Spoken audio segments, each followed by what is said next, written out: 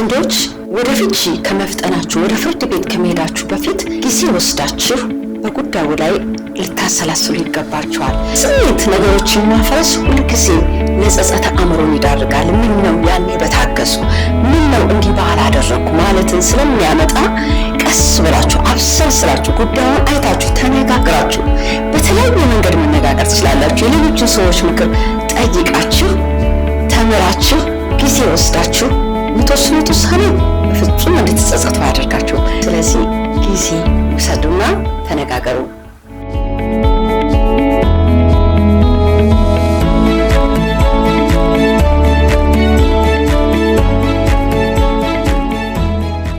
ጤና ይስጥልኝ የፕሮግራማችን ተከታታዮች እንደምን ሰነበታችሁ? ይህ የጥበብ ጎጆ የተሰኘው ፕሮግራም ነው። በዚህ ፕሮግራም ቤተሰባዊ ነክ ጉዳዮችን፣ ማህበራዊ ነክ ጉዳዮችን እንዲሁም ማህበረሰባችን ይጠቅማል ይወጃል የምንላቸውን ታሪኮች ይዘን የምንቀርብበት ፕሮግራም ነው። አብራችሁን እንድትቆዩ እየጋበዝኳችሁ ይህን ቤት ላይክ፣ ሰብስክራይብ እና ሼር በማድረግ እንድታግዙን እንጠይቃለን። ዛሬ ይዤላችሁ የቀረብኩት ፕሮግራም ደግሞ ከፍቺ በፊት ጥንዶች ቆም ብለው ማሰብ ስለሚገባቸው ጉዳይ ነው። ብዙ ጊዜ ሰዎች በትዳሩ ሳይስማሙ ይቀሩና ወደ ፍቺ ይሄዳሉ። ግን ከፍቺ በፊት ቆም ብሎ ጊዜ በመውሰድ ስለ ሁኔታው ማጤን፣ ወደፊት ስለሚያስከትለው ችግር አብሮ ማየት ይገባቸዋል የሚል ሐሳብን ይዤ መጣሁት። እንግዲህ ዋና ሐሳቦችን እነዚህን ሐሳቦች አብረን እናያቸዋለን። ከፍቺ በፊት ጥንዶች እንዴት ነው ቆም ብሎ ማሰብ ያለባቸው? ለምንስ ይጠቅማቸዋል? ከፍቺ በፊት ጊዜ ወስደው ቆም ብለው ተለያይተው የተለያየ ቦታ ሆነው ነገሩን በማሰላሰል እያንዳንዱ ሰው በአጢኖ ጉዳዩን ማየት አለበት። ያ ለምን ይበጃል? ምናልባት ስህተት አለ ብሎ የሚያስቡትን ነገር እንዲያገኙና ያንን ችግር እንዲፈቱ ይጠቅማቸዋል እንጂ ኢሞሽናሊ ችግሩ በተፈጠረ ያንን ስሜት ውስጥ ሆኖ ወደ ፍርድ ቤት ቀጥታ መሄድ በቀሪው ዘመን ላይ ጸጸትን ያስከትላል። ይህንን ሐሳብ ሳነሳላችሁ ብዙዎች ክላይንቶቼ ከተፋቱ በኋላ የሚጸጸቱ ይበዛሉ። የዛኔ አስተውዬ ቢሆን የዛን ጊዜ ትንሽ ረገብ ብዬ ጊዜ ወስጄ ቢሆን ኖሮ ዛሬ ይህ ችግር አይፈጠርም ነበረ። ለምን? ፍቺ የሁለት ሰዎች ችግር ብቻ አይደለም። ሁለት ጥንዶች ፍቺን ሲፈጽሙ ቤተሰብ አባላት ሁሉ በዚህ ጉዳይ ውስጥ ይካተታሉ። ይጎዳል ስሜት። እንደገና ማህበረሰብን በዚህ ይታወቃል። በተለይ ልጆች ደግሞ በጣም ይታወቃሉ። እና ራሳቸው ተፋቾችም ለከፍተኛ ጫና ነው፣ ስሜታዊ ጫና ነው የሚጋለጡት። ስለዚህ ቆም ብሎ ማሰቡና ነገሮችን ማሰላሰል፣ መነጋገሩ ችግሩን ለመቅረፍ ትልቅ እገዛ ያደርጋል ማለት ነው። እንግዲህ እንዴት ሰዎች ከፍቺ በፊት ሊለያዩ ይችላሉ? ወደ ፍቺ ከመሄዳቸው በፊት ጊዜ ወስደው ሁለቱም በተለያየ ቦታ ሆነው እንግዲህ ይሄ ጊዜ እንደየ ተፋቾቹ ሁኔታ ሊለያይ ይችላል።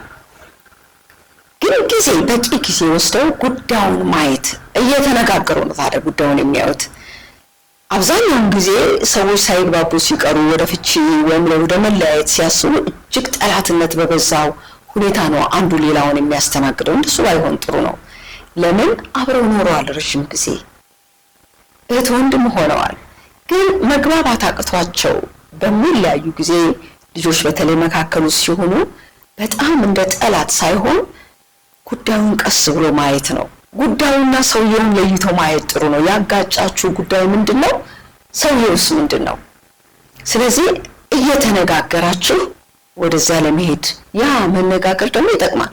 የመጀመሪያው ጥሩ ንግግር ማድረግ ነው። በተፈጠረው ጉዳይ ላይ ለፍቺ የሚያስገድዳችሁ ጉዳይ ኢሹ ላይ በጣም በእርጋታ በመተማመን ወይም ደግሞ ፖዚቲቭ አመለካከትን ይዞ ስለ ጉዳዩ መነጋገር ነው። ይሄ ለምን ይረዳል? ምናልባት በመነጋገር ውስጥ አንዱ የሌላውን ስህተት ማጉላት ሳይሆን ሁለቱም ጋር ያለው ችግር ሊታወቅ ይችላል። ስለዚህ ችግራቸውን እንዲፈቱ ጊዜን ይሰጣል። በዚህ በመለያየት ጊዜ ውስጥ ወደ ፍቺ ሳይሄዱ ጥንዶች ተለያይተው ባሉበት እየተገናኙ ስለ ጉዳያቸው መነጋገር እና ሰላማዊ ኮሚኒኬሽን መፍጠር አስፈላጊ ነው። ጠላትነትን አቁሙ ማለት ነው። ሁለተኛው ደግሞ ከአቅም በላይ ሲሆን ዝም ብሎ ቀጥታ ፍርድ ቤት ሄዶ ፍቺን ከመፈጸም የሃይማኖት አባቶች የጋብቻ አማካሪዎች ጋር በመሄድ እገዛ መፈለግ። ትልቅ እገዛ እንድታገኙ ትችላላችሁ። ቀጥታ አትሂዱ ወደ ፍርድ ቤት። ችግር ተፈጥሯል፣ አዎ ችግር ተፈጥሯል። መግባባት አቅቷቸዋል፣ አዎ። ግን እገዛ ፈልጉ። መንፈሳዊ አባቶች ዘንድ ሂዱ። ችግራችሁን ንገሯቸው። የሚያግዟችሁን የሚመክራችሁን ምክር ለመስማት ራሳችሁን አዘጋጁ። እንደገናም ደግሞ ወደ ጋብቻ አማካሪዎች ጋር በመሄድ ትዳራችሁን ለማዳን ወይም ደግሞ የምትወስኑት ውሳኔ ነገር ላይ ጸጸትን እንዳያስከትልባችሁ ቀድማችሁ በእንደዚህ አይነት መንገድ መነጋገር ጥሩ ነው። ምክርን መጠየቅ ጥሩ ነው። ምክር ብዙ ነገርን ያቀናልና። ሶስተኛው ደግሞ የጋራ ልጆች በመውለድም ሆነ በማሳደግ እናንተ እጅ ላይ ስለሚገኙ ልጆች የወደፊት እጣ ፈንታ፣ እነዚህ ልጆች እኛ ብንፋታ እንዴት ነው ምንረዳቸው፣ እንዴት ነው የምናስተዳድራቸው በማለት ስለ ልጆቻችሁ በጋራ መነጋገር አለባችሁ። ልጆች የሚገርማችሁ የቤተሰብ መለያየት በልጆች ህይወት ውስጥ ትልቅ ጠባሳን ጥሎ ነው የሚያልፈው። ልጆች ሴኩሪቲ ያጣሉ፣ ኮንፊደንስ ያጣሉ፣ ደስታን ያጣሉ። ቤተሰብ ግን ሲፋታ በልጆች አእምሮ ውስጥ ይሄ የሚፈጠር አይመስለው፣ ግን በጣም ልጆች ተጎጂዎች ናቸው። ነገር ግን የማይፈታ ነገር በዚህ ምድር ምንም የለም። ሰዎች አብሮ መነጋገር፣ አብሮ በጉዳዩ ዙሪያ አብሮ በጋራ መነጋገር በጀመሩ ጊዜ ጉዳዩ እየቀለለ ይመጣል ማለት ነው። አብዛኛው ሰው ችግሩ የመነጋገር ችግር ነው። በጋብቻ ውስጥ ሰዎች ትልቅ የተግባቦት ችግር ይገጥማቸዋል። ሁለቱም በጋራ ሐሳባቸውን መግለጽ፣ አንዱ ሌላውን ማዳመጥ፣ አብሮ ለመግባባት ጥረት ማድረግ ነገሮችን እየለወጠ ይመጣል።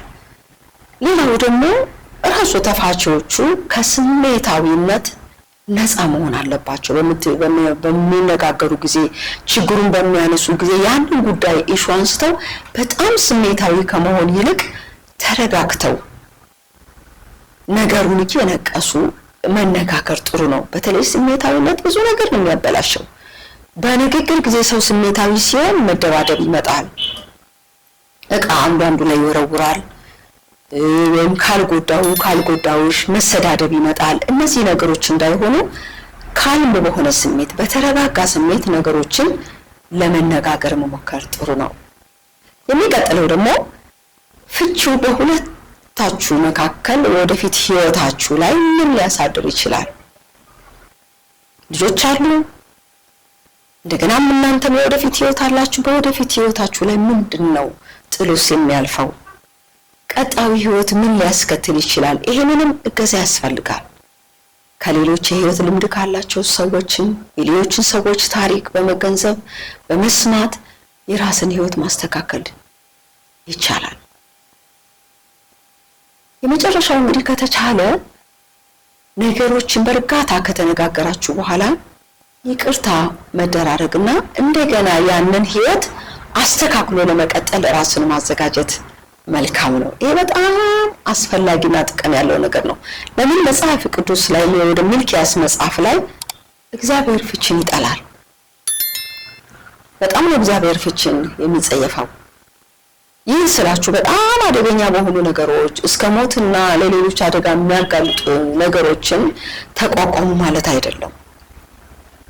ጀስት ልትፈቱ የምትችሉትን ጉዳዮች በቀላሉ ብዙ ትዳሮች የተለያዩባቸውን ምክንያቶች ሲታዩ በጣም ሲምፕል የሆኑ ኢሹዎች ናቸው። ለምሳሌ ትክክለኛ ያልሆነ መረጃ፣ እውነት ያልሆነ ትክክለኛ ያልሆነ የዚያን ትዳር በሚበጠብጡ በሌላ በሶስተኛ ወገን በኩል የሚመጡ ኢንፎርሜሽኖች ትዳርን እንዲቋረጥ ያደርጋሉና ከቆየ በኋላ እነሱ ተፋተው ሌላ ላይፍ ውስጥ ገብተው ታሪኩ ሲጠና እነሱን የሚመለከት ጉዳይ አልነበረም። በሁለቱም ዘንድ ምንድነው ጸጸትን ጥሎ ያልፋል። ስለዚህ ጉዳዮችን በእርጋታ ማየት የሚያስፈልገው ለዚህ ነው። እንደገና ወደ መንፈሳዊ ህይወት መጠጋት፣ ወደ እግዚአብሔር መጠጋት፣ ሁሉም ወደ አምላኩ ተጠግቶ መጸለይ ደግሞ ብዙ ነገሮች ሶሉሽን እንዲኖራቸው ያደርጋል። ስለዚህ ጥንዶች ወደ ፍቺ ከመሮጥ መጸለይ፣ ወደ አምላካችሁ መጠጋት፣ ቀጣይ ዘመናችሁ ሊሆን የሚገባውን እንዲቀጥል ማድረግ፣ እንጂ በጊዜ ጉዳዮችን ምንም አጥጋቢ ባልሆነ ምክንያት መለየት ትልቅ ጉዳት አለው። ብዙ ሰዎች አጥጋቢ አይደለም። በእርግጥ አጥጋቢ ጉዳይ ያላቸው የተፋቱ ሰዎች አሉ። ነገር ግን አብዛኛው የፍቺ ኬስ ሲታይ አጥጋቢ ውጤት አይደለም። ጥርጣሬዎች፣ አለመተማመን፣ ትንሽ የሚመስሉ ጉዳዮች ናቸው። ነገር ግን ማስተካከል ይቻላል። የተሳሳተ ሰው ከስተቱ መመለስ ከቻለ ትዳርን መቀጠል ይቻላል። ያም ደግሞ ጥፋት ወይም ደግሞ የሁለቱም ኢሹ ከሆነ ሁለቱም ለመማር መዘጋጀት። ዛሬ ላይ እኮ ጊዜው ጥሩ ነው። የጋብቻ አማካሪዎች በየቦታው አሉ። ንብረታችሁን የለፋችሁበትን ልጆቻችሁን ኤቭሪቲንግ ከምትበትኑ ቆም ብላችሁ የትኛው ነው የሚሻለን፣ እንዴት ብናደርግ ነው የተሻለ ነገር ሊመጣ የሚችለው፣ ከስሜታዊነት ፍጹም መውጣት ጥሩ ነው። አብዛኛውን ጊዜ በቤተሰብ በጓደኛ በሌሎች ሰዎች የሚመጡ የተሳሳቱ ኢንፎርሜሽኖች ትዳርን ያወካሉ። ይሄ ታዲያ ጊዜ ደግሞ ካልሰጣችሁት፣ ቆም ብላችሁ ካላሰባችሁ፣ በትዕግስት ነገሮችን ካልመረመራችሁ በዚያው ስሜት ውስጥ ሆናችሁ አንደኛው ወገን ይበሳጭና ለፍቺ ንብረት ይበተናል። መጨረሻ ላይ ልጆችም ሴቶችም ተጎጂዎች ነው የሚሆኑት። ወንዶችም ይጎዳሉ። ሁሉም ሰው ተጎጂ ነው። በዚህ ውስጥ ቤተሰብም ተጎጂ ነው። ጤናማ ቤተሰባዊ ግንኙነት ሁሉ ይበላሻል። ስለዚህ ከፍቺ በፊት ቆም ብሎ ማሰቡ መልካም ነው። ጊዜ ወስዶ መነጋገሩ መልካም ነው። ወደ አማካሪዎች ወደ መንፈሳዊ አባቶች ሄዶ ምክር መፈለግ ጥሩ ነው። ልጆቻችንስ ምንድን ነው የሚሆኑት? እኛ ስንፋታ ልጆቻችን ዕጣ ፈንታ እንዴት እንጠብቃቸው? እንዴት ነው ሴኩሪቲ ሊኖራቸው የሚችለው? በትምህርታቸው ላይስ ምን ሊያስከትል ይችላል? እያንዳንዱን ልጅ ስሜት ማየት ምን ሊፈጠር እንደሚችል ይህንን ማጤን ጥሩ ነው። ሌላው ደግሞ ስሜታዊ ሆኖ አለመነጋገር፣ ካልም ሆናችሁ ተረጋግታችሁ የኔ ጥፋት ይሄ ነው፣ ያንተም ጥፋት ይሄ ነው፣ እንደዚህ ባታደርግ እንደዚህ ባትል ይሄ ነገር አይመጣም ነበረ፣ ስለዚህ ለማስተካከል ሙከራ ማድረግ፣ የወደፊትንም ዕጣ ፈንታ ማየት ነው። ምን ሊያስከትል ይችላል በፍቺ ውስጥ? እና ቢቻል መታረቅ መልካም ነው። ይቅርታ ማድረግ መልካም ነው። ፍቅርን ማሳደግ መልካም ነው። አንድ ጊዜ እንዲሆነ አንድ ሰው ከሚስቱ ጋር ሊለያይ ወደደና ወደ አንድ አማካሪ ሄደ እና አማካሪውን እንዲያለው ሚስቴን ጠልቻታለሁ፣ ከሷ ጋር መቀጠል አልፈልግም፣ ልወዳት አልቻልኩም እና ምን ትመክረኛለህ አለው። አማካሪው እንዲያለው ደግመህ ውደዳት አለው። ደግመህ ውደዳት። አልችልም ልወዳት። ልትወዳት ትችላለህ። እሷን ለመውደድ ጥረት አድርጋለሁ። ለምን መሰለ ይሄን የሚለው መጽሐፍ ቅዱስ ባሎች ሆይ ሚስቶቻችሁን ውደዱ የሚል ነገር ብቻ እንጂ የተጻፈው ሚስትህን እንድትጠላት እንድትፈታት የተጻፈ ነገር የለም። ስለዚህ ሚስትህን መውደድ ግዴታህ ነው ብሎ መለሰው ይላሉ። ካነበብኩት ላይ ነው። ስለዚህ ሰዎች እለት እለት ፍቅርን ለማሳደግ ፍቅር የሚያድግ ነገር ነው። መልካምነት በጎነትን በመጨመር ሁሉ ሊያድግ የሚችል ነገር ነው። ፍቅር ትዕግስት ያለው ነው። ፍቅር ይቅር ባይ ነው። ስለዚህ እነዚህን በማሳደግ በተቻለ መጠን ከመፋታት ይልቅ ነገሮችን ለማጥበብ እንደገና ለመቀጠል ጊዜ መውሰድ ጥሩ ነው እንጂ ኢሚዲየትሊ አንድ ነገር እንደተፈጠረ በዚያ ስሜት ወደ ፍርድ ቤት ሮጦ መሄድ ሊድን ያለን ቤት ሊስተካከል የሚችሉ ቤቶችን ያበላሻልና ባለትዳሮች እንግዲህ ከመፋታታችሁ በፊት ጊዜ ውሰዱ ነው የምለው። ጊዜ ወስዳችሁ በነገሩ በደንብ አስቡ። የሚመክሯችሁ ሰዎች ወደ ተለያዩ ሰዎች ሄዳችሁ ተማሩ እንጂ ሩጣችሁ ፍቺ አትፈጽሙ። ለዛሬ ያለኝ ፕሮግራም እንግዲህ ይሄ ነው። በሚቀጥለው ደግሞ በሌላ ፕሮግራም እስከምንገናኝ በደህና ቆዩ። ይህን ቤት ላይክ፣ ሰብስክራይብ፣ ሼር ማድረጉን እንዳትዘነጉ።